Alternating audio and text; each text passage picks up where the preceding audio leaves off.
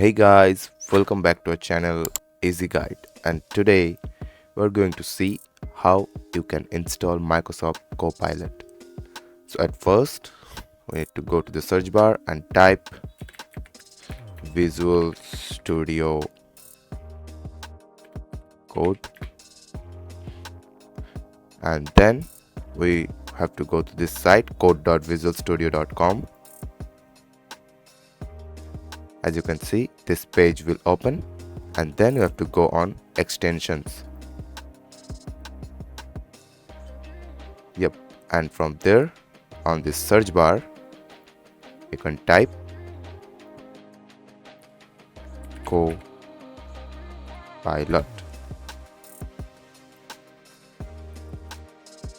and search,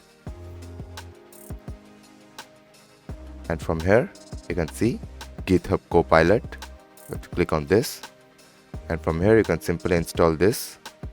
To make sure that you get regular updates of this Copilot, you can also purchase Office 365 Personal on your Windows. So this was that simple. Thank you for watching the video. If you liked it, then hit the subscribe and press the bell icon.